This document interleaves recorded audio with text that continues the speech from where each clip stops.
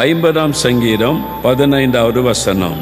நீ ஆபத்து காலத்தில் என்னை நோக்கி கூப்பிடு, நான் உன்னை விடுவிப்பேன், நீ என்னை மகிமைப்படுத்துவாய். ஆண்டவர் இயேசு உங்களை பார்த்து சொல்லுகிறார், என் மகனே, என் மகளே, ஒரு ஆபத்தான சூழ்நிலை, இன்னைக்கு ஏதோ ஒரு ஆபத்தான சூழ்நிலை, அப்படிப்பட்ட சூழ்நிலையில் இந்த இடத்துல நீங்கள் வந்திருக்கலாம். நீங்கள் வேலை செய்கிற இடத்துல ஒரு ஆபத்து, உங்களுடைய குடும்ப சூழ்நிலையில் ஒரு ஆபத்து, உங்களுடைய பிள்ளைகள் காரியத்தில் ஒரு ஆபத்து, வியாதி என்கிற ஒரு ஆபத்து, பிசாசினால் உண்டாகிற போராட்டம் என்கிற ஆபத்து, அல்லது பொல்லாத மனிதர்களால் உண்டாகிற ஒரு ஆபத்து, அல்லது உன்னுடைய வேலைக்கு ஒரு ஆபத்து வந்துவிட்டது, என் பிஸ்னஸுக்கு ஒரு ஆபத்தான நெருக்கடி வந்துவிட்டது, என் ஊழியம் ஒரு ஆபத்தான சூழ்நிலையில் இருக்கிறது, ஒரு ஆபத்தான நிலைமையில் நான் வந்திருக்கிறேன்னு சொல்கிறீங்க.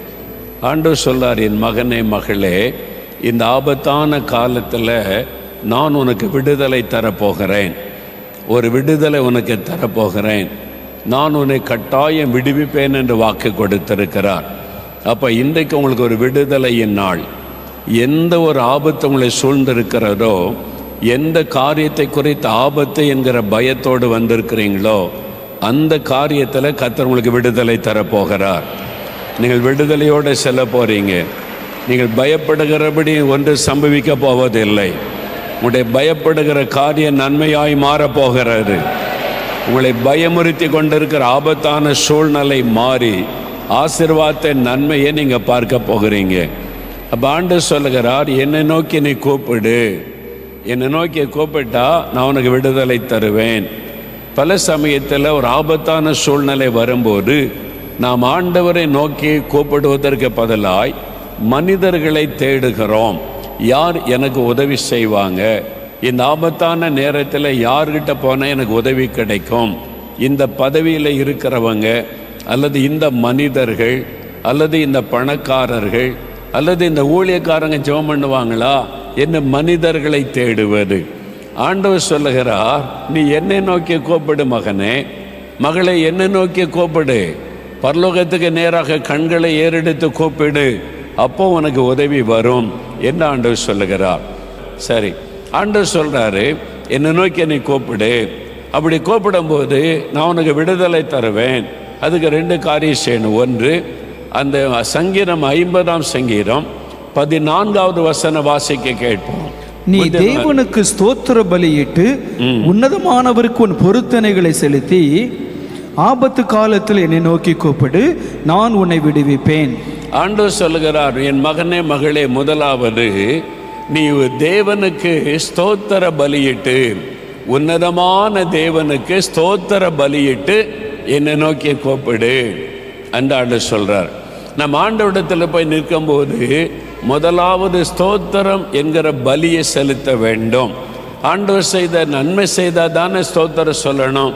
கடந்த நாட்களிலே ஆண்டவர் செய்த நன்மையை யோசித்து பாருங்க. யோவான் 11ஆம் அதிகாரத்தில் இயேசு லாசருவின் கல்லறை முன்பாய் நின்று ஜெபிக்கும் போது, ஆண்டவரே, பிதாவே, நீர் என் ஜெபத்திற்கு பதில் கொடுத்ததற்காக உமக்கு ஸ்தோத்திரம். இதுக்கு முன்னால் எனக்கு நிறைய ஜெபத்துக்கு பதில் தந்திருக்கிறீங்க, நான் கூப்பிட்ட பொழுது எனக்கு அற்புதம் செய்திருக்கிறீங்க, உமக்கு ஸ்தோத்திரம். அதை சொல்லி ஜெபிக்கும் போது அந்த ஜெபத்தில் ஒரு வல்லமை உண்டு. எனக்கு செய்த நன்மைகளுக்காக நன்றி ஆண்டவரே, உமக்கு ஸ்தோத்திரம் அப்பா அப்படின்னு நன்றி சொன்னால் ஆண்டவர் அந்த ஜெபத்தை கவனமாக கேட்பார். இவங்க நன்றி உள்ளவர்கள், நன்றி உள்ள இருதயத்தோடு என்னை பார்க்குறாங்கன்னு சொல்லி முதலாவது ஸ்தோத்திர பலியிட்டு. 2வது அந்த வசனம் மறுபடியும் 14ஆம் வசனம் வாசிங்க. நீ தேவனுக்கு ஸ்தோத்திர பலியிட்டு உன்னதமானவருக்கு உன் பொருத்தனைகளை செலுத்தி, உன்னதமான தேவனுக்கு உன் பொருத்தனைகளை செலுத்தி ஆபத்து காலத்தில் என்னை நோக்கி கூப்பிடு. அப்புறம் நீங்கள் ஆண்டவரிடத்தில் கூப்பிடும் போது முதலாவது ஸ்தோத்திரம் என்கிற பலி ஆண்டவருக்கு செலுத்தணும். 2வது பொருத்தனைகளை செலுத்தி ஜெபம் செய்வது, பொருத்தனை பண்ணி ஜெபம் செய்வது. பாருங்க, இன்னைக்கு ஒருத்தங்க குழந்தையோடு சாட்சி சொன்னாங்க. நான் சொல்லி கொடுத்தேன், ஒரு குழந்தை எங்களுக்கு தந்தா அந்த குழந்தை உமக்காக நாங்கள் வளர்ப்போம், உமக்கு பிரியமானபடி நாங்கள் வளர்ப்போம், அப்படி சொல்லி ஜெபம் பண்ணுங்க. அது ஒரு பொருத்தனை. இந்த குழந்தை உமக்குரியது, இந்த குழந்தையை நாங்கள் உமக்காக வளர்ப்போம், உமக்கு பிரியமாய் வளர்ப்போம் என்று ஒரு பொருத்தனை பண்ணி ஜெபித்த உடனே தேவன் அந்த ஜெபத்தை கேட்டு ஒரு குழந்தையை கொடுத்திருக்கிறார். அன்னாளுடைய ஜெபம் 1 சாமுவேல் 1ஆம் அதிகாரத்தில் வாசிக்கிறோம். அன்னாள் தேவ சமூகத்தில் வந்தபோது 11ஆம் வசனம், அவள் மனம் கசந்து அழுது ஜெபிக்கிற சமயத்தில் தேவரீர் என் மீது இரக்கம் வைத்து ஒரு ஆண் பிள்ளையை கொடுத்தால் அந்த ஆண் பிள்ளையை உமக்கே நான் கொடுத்து விடுகிறேன் ஒரு பொருத்தனை பண்ணினாள். ஏன் அப்படி ஒரு குழந்தையை கொடுத்து நான் வளர்க்கணும்? அவளுக்கு ஆசை இருக்காதா? இத்தனை பேர் குழந்தைகளோடு இருக்கிறதை பார்க்கிறாள். அதெல்லாம் பார்த்துட்டு தான் என்னை நிந்திக்கிறாங்க, பரிகாசம் பண்ணுறாங்க. எனக்கு ஒரு குழந்தை வேணும்னு ஜெபிக்க வந்திருக்கிறாள். ஒரு குழந்தையை கொடுத்து என்னை ஆசீர்வதிங்கன்னு ஜெபிச்சிருக்கலாம், என் நிந்தையை மாற்றுங்கன்னு ஜெபித்திருக்கலாம். ஆனால் என்ன ஜெபிக்கிறாள்? ஒரு குழந்தை கொடுங்க, ஆண் குழந்தையா கொடுங்க. என்னை பெண் குழந்தைய நான் ஊழியத்துக்கு கொடுக்க முடியாது, ஆண் குழந்தையா கொடுங்க, அதை உமக்கே நான் தந்து விடுகிறேன். அப்போ எனக்கு வளர்க்க எனக்கு குழந்தை இல்லாட்டாலும் பரவாயில்ல, என் நிந்தை மாறணும். என்னை மலடின்னு சொல்கிறாங்க, என்னை பரிகாசமாக பேசுகிறாங்க, அந்த நிந்தை மாறினால் போதும் என்பதாக அவள் ஜெபம் செய்தாள். பாருங்க, அவளுடைய உள்ளம் எவ்வளோ காயப்பட்டு இருக்கிறாரு. ஒருத்தருக்கு குழந்தை இல்லைன்னா இந்த சமுதாயம் காயப்படுத்துகிறாரு. தயவுசெய்து கவனிங்க. நிறைய பேர் சொல்லும்போது குழந்தை இல்லைன்னா எங்களை வீட்டில் சேர்க்க மாட்டாங்க, ஒரு விசேஷத்துக்கு கூப்பிட மாட்டாங்க, ஒரு குழந்தையை எடுக்க போனால் கூட தர மாட்டாங்க, நான் போய் ஆவலாக குழந்தை எடுத்தால் கூட பிடுங்கிட்டு போயிடுவாங்க, உனக்கு குழந்தை இல்லை, நீ குழந்தை தூக்க தகுதியற்றவள் என்று சொல்லி எவ்வளோ ஒரு கொடூரமான சமுதாயத்தில் வாழுகிறோம். நாம் தேவ பிள்ளைகள் அப்படி இருக்கக்கூடாது. குழந்தை இல்லாமல் யாராவது இருந்தாங்கன்னா உங்கள் குழந்தைய கொண்டு அவங்கள்ட்ட கொடுத்து இதை வச்சுக்க ஆசீர்வாதம் பண்ணுன்னு சொல்லுங்கள். அவங்க தான் உண்மையாக குழந்தை ஆசீர்வதிப்பாங்க. அதுதான் உங்களுக்கு ஆசீர்வாதம். அவங்கள குழந்தை இல்லைன்னு காயப்படுத்தாருங்க. நாளைக்கு ஆண்டவர் குழந்தை தந்துடுவார். அப்புறம் உங்கள் முகத்தை எங்கே வைப்பீங்க? யாரையும் குழந்தை இல்லைன்னு அசட்டை பண்ணாருங்க, அவங்கள அவமானப்படுத்தாருங்க, அவங்கள ஒதுக்காதுங்க. ஏற்கனவே அவங்க பாதிக்கப்பட்டிருக்க குழந்தை இல்லையேன்னு சொல்லி நீங்கள் அவங்கள இன்னும் உங்களுடைய வார்த்தையினால் செயலினால் காயப்படுத்தக்கூடாது. குழந்தை இல்லைன்னா அவங்க கையில் உங்களுடைய குழந்தையை கொடுங்க, அது என்ன பாதிக்கப்படுமா?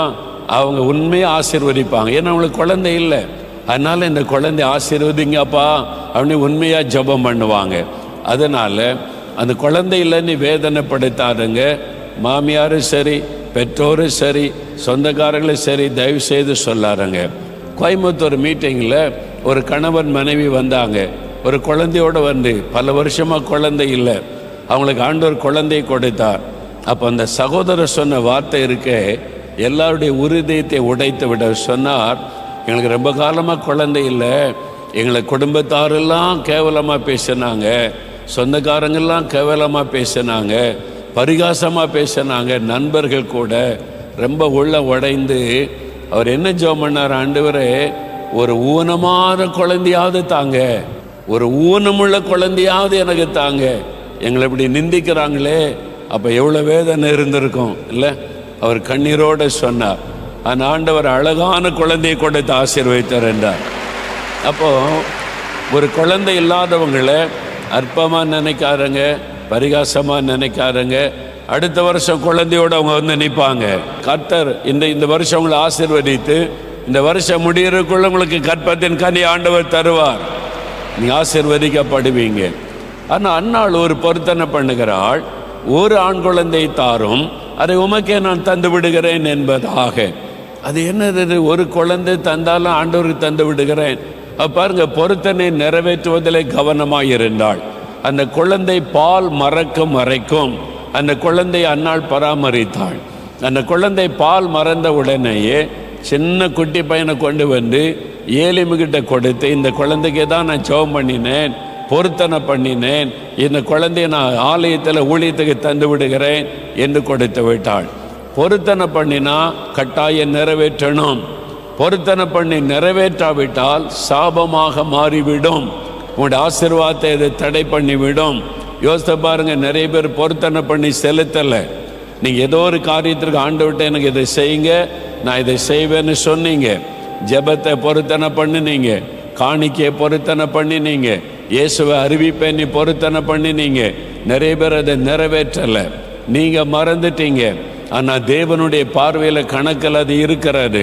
நீங்கள் செய்யலைன்னா சாபமாய் மாறிவிடும். அதனால் பொருத்தனை பண்ணாமல் ஜெபித்தாலும் ஆண்டவர் அற்புதம் செய்வார். கட்டாயம் பொருத்தனை பண்ணாதான் அற்புதம் செய்வேன்னு ஆண்டவர் சொல்லவில்லை. எந்த இடத்திலும் நீ வந்த பொருத்தனை பண்ணி ஜெபம் பண்ணு அப்போதான் அற்புதம் செய்வேன்னு இயேசு சொல்லவே இல்லை. அப்போ பொருத்தனை பண்ணி ஜெபிக்கிறதற்கு ஆண்டவர் எதிர்பார்க்கிறார், அதை செய்யலாம். பொருத்தனை பண்ணாமல் ஜெபிச்சாலும் அற்புதம் நடக்கும். ஆனால் பொருத்தனை பண்ணினா கட்டாயம் நிறைவேற்றணும். நீங்கள் பொருத்தனை பண்ணிட்டு அதை நிறைவேற்றாமற் போனால் தேவ தூதர்களுக்கு முன்பாக இது குற்றமாயிருக்கும் என்று வேதம் சொல்லுகிறாரு. அப்போ தேவதூதர்கள் அதை கணக்கிட்டு பார்ப்பாங்க. நீங்கள் பொருத்தனை பண்ணி இருக்கிறீங்க. இன்னைக்கு யோசித்து பாருங்க, நிறைய பேர் உங்களுடைய ஜபத்துக்கு இப்போ பதில் வரல, அற்புதம் நடக்கலை. காரணம் நீங்கள் பொருத்தனை பண்ணினதை நிறைவேற்றலை. இன்றைக்கு அதை ஒப்பு கொடுத்து உடனே நிறைவேற்றுங்க, ஆண்டவர் அற்புதம் செய்வார். ஆனால் பொருத்தனை பண்ணும்போது தேவனுடைய ராஜ்யத்திற்கு ஏற்ற பொருத்தனையாக இருக்கணும். நிறைய பேர் இங்கே வந்து என்ன சண்டை போடுறாங்க, எனக்கு சாட்சி சொல்ல இடம் கொடுங்க, இல்லை டைம் இல்லைன்னு நான் பொருத்தனை பண்ணியிருக்கிறேன். என்ன பொருத்தனை? ஏசு எனக்கு அற்புதம் செய்தா நான் திறப்பேன் வாசல் வந்து சாட்சி சொல்கிறேன் அப்படின்னு பொருத்தனை. இதில் ஏதாவது செலவு இருக்குதா? எந்த செலவுமே இல்லை. நம்ம வந்து செலவில்லாத பொருத்தனை பண்ணுகிறோம்.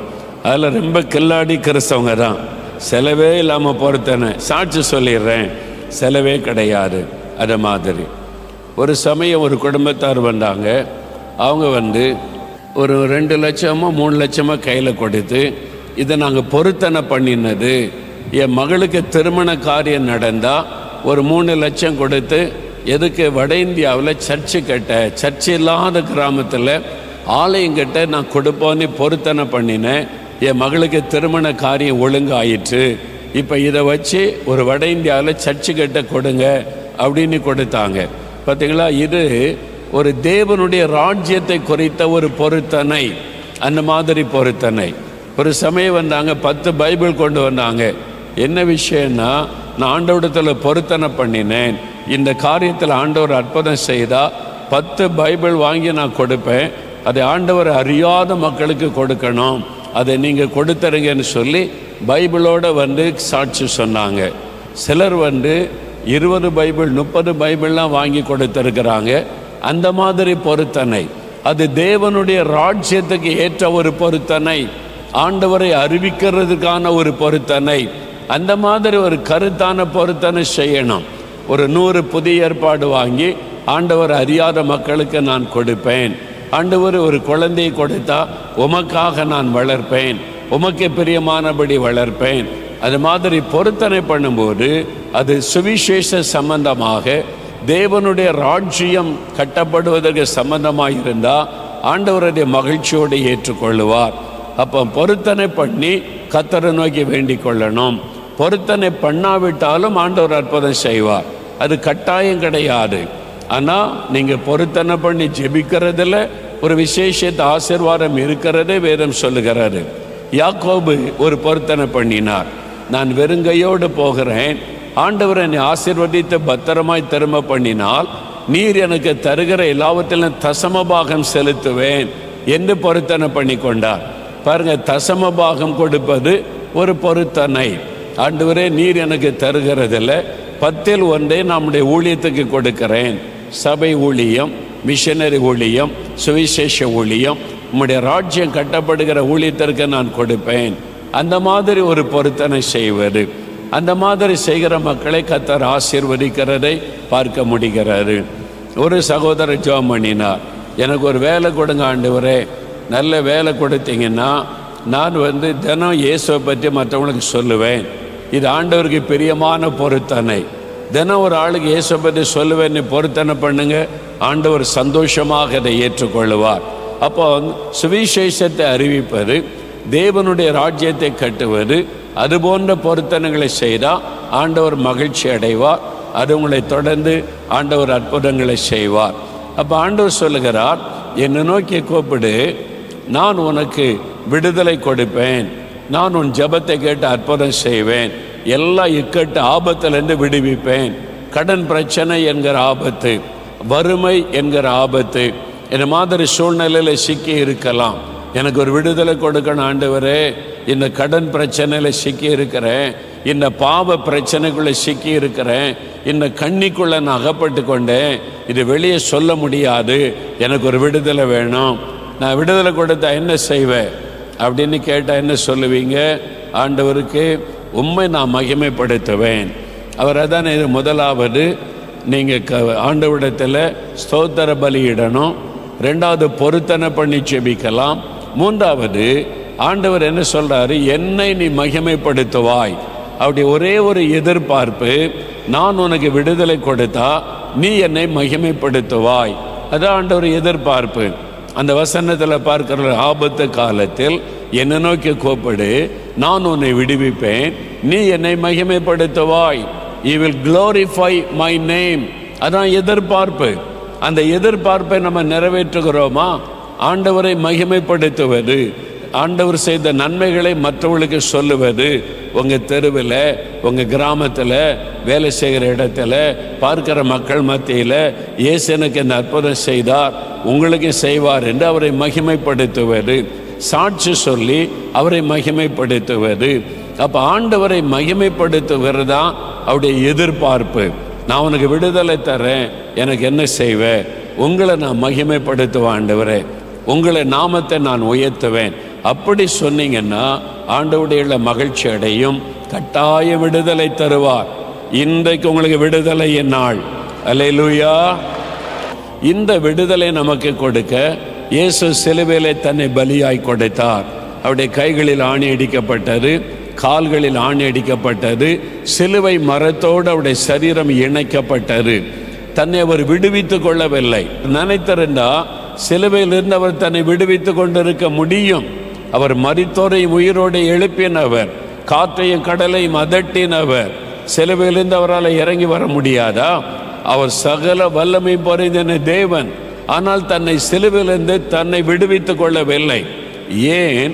நம்முடைய விடுதலைக்காக தன்னை சிலுவை மரத்திலே கட்டப்படுவதற்கு அர்ப்பணித்தார். நம்முடைய பாவங்கள், நம்முடைய சாபங்கள், நம்முடைய வேதனைகள், நம்முடைய நிந்தைகள் எல்லாவற்றையும் சிலுவையிலே சுமந்தார். என் பிள்ளைகளுடைய நிந்தைகளை மாற்றணும், என் பிள்ளைகளுடைய வேதனை நீக்கணும், என் பிள்ளைகளுடைய பாவ சாபத்தில் இந்த விடுதலை கொடுக்கணும், அவங்களுக்கு அற்புதம் செய்யணுமானால் அவர்களுக்கு பதிலாக நான் பரிகாரம் செய்யணும் என்று தன்னையே சிலுவையில் ஒப்பு கொடுத்து பரிகாரியாக சிலுவையில் தொங்கினார். அதனால தான் இயேசுவை நோக்கி கூப்பிட்ட உடனே அற்புதம் நடக்க காரணம். இன்றைக்கு உங்களுக்கு ஒரு விடுதலை ஆண்டவர் சொல்லியிருக்கிறார், என்னை நோக்கி கூப்பிடு, நான் உன்னை விடுவிப்பேன். இப்போ கூப்பிடுவது தான் ஜெபம். இப்போ ஆண்டவரை நோக்கி கூப்பிட போகிறோம். இயேசுவே என்னுடைய பெயரை சொல்லி நம்ம ஜெபிக்க போகிறோம். அப்படி கூப்பிடும்போது ஆண்டவர் சொல்கிறாரு, சங்கீதம் 50:14 நீ ஸ்தோத்திர பலியிட்டு உன் பொருத்தனைகளை செலுத்தி என்னை நோக்கி கூப்பிடுன்னு சொல்கிறார். பொருத்தனை செலுத்தி ஜெபிக்கிற ஜெபம். 1 சாமுவேல் 1 அன்னாள் என்கிற பெண்ணுக்கு குழந்தை இல்லை, அதனால நிந்தை நெருக்கம். அவள் தேவ சமூகத்தில் வந்து ஜெபிக்கிறாள். கண்ணீரோடு ஜெபிக்கும் போது ஒரு பொருத்தனை பண்ணி ஜெபித்தாள் என்று வசனம் சொல்லுகிறாரு. ஒரு ஆண் குழந்தை கொடுத்தா அதை உம்முடைய ஊழியத்துக்கு உமக்கே நான் தந்து விடுகிறேன் என்று அவள் பொருத்தனை பண்ணினாள். ஆண்டவர் அந்த ஜெபத்தை கேட்டு அப்படி ஆண் குழந்தை கொடுத்து ஆசீர்வதித்தார் என்று வேதத்தில் பார்க்கிறோம். அந்த மாதிரி அப்படிதான் பொருத்தனை பண்ணணும் என்பதல்ல. உங்களுக்கு என்ன முடியுமோ அதை பொருத்தனை பண்ணலாம். காசு கொடுக்கறது, பொருள் கொடுக்கறது மட்டும்தான் பொருத்தனை அல்ல. ஆண்டவரே எனக்கு இந்த அற்புதம் செய்யுங்க, நான் ஒரு 10 பேருக்கு உண்மை குறித்து நான் சொல்லுவேன், நான் இது ஒரு 100 பேருக்கு சாட்சியாக சொல்லி உங்களுடைய அன்பை அவங்களுக்கு விளங்க பண்ணுவேன், அதுவும் பொருத்தனை தான். நான் ஒரு 10 புதிய ஏற்பாடு வாங்கி அது அறியாத மக்களுக்கு நான் வாசிக்க கொடுப்பேன், அதுவும் பொருத்தனை தான். நீங்கள் பண்ணுகிற பொருத்தனை ஆண்டவரை சந்தோஷப்படுத்தணும், ஆண்டவரை பிரியப்படுத்துகிறதா இருக்கணும், உங்களை பெருமைப்படுத்துகிறதா இருக்கக்கூடாது. சிலர் நான் இந்த ஊழியத்துக்கு அதை தந்துடுற இதை தந்து என் பெயர் எழுதி வைங்கன்னு சொல்கிறாரு. அந்த பொருத்தனையில் பிரயோஜனம் இல்லை, தேவனுடைய ராஜ்யத்திற்கு பிரயோஜனம் உள்ளதாக இருக்கணும். அந்த மாதிரி பொருத்தனை பண்ணி நீங்கள் ஜெபம் பண்ணுங்க, ஆண்டவர் உங்களுக்கு அற்புதம் செய்வார். ஜெபிக்கலாமா? என் கூட சேர்ந்து ஜெபிக்கிறீங்களா? கண்களை மூடி எந்த காரியத்தில் விடுதலை வேணும், எந்த காரியத்தில் அற்புதம் வேணும் அதை சொல்லி நம்ம ஜெபிக்கணும். உங்கள் கூட இணைந்து நாம் ஜெபிக்கலாம். நானும் ஜெபிக்கிறேன், நாம் ஜெபிப்போம். தகப்பனே, இதோ இந்த சகோதரன், இந்த சகோதரி, இந்த குடும்பம் இவர்களோடு இணைந்து நான் ஜெபிக்கிறேன். அப்பா, ஒரு ஆபத்தான சூழ்நிலையில் இருக்கிறாங்க. அவங்களுக்கு ஒரு உதவி தேவை, ஒரு விடுதலை தேவை. அந்த தேவை சந்திக்கப்பட அற்புதம் நடக்கணும். இக்கட்டிலிருந்து விடுதலை வேணும், நோயிலிருந்து விடுதலை வேணும். ஆண்டவரை பொருத்தனை பண்ணி இந்த பிள்ளைகள் ஜெபிக்கிறாங்க.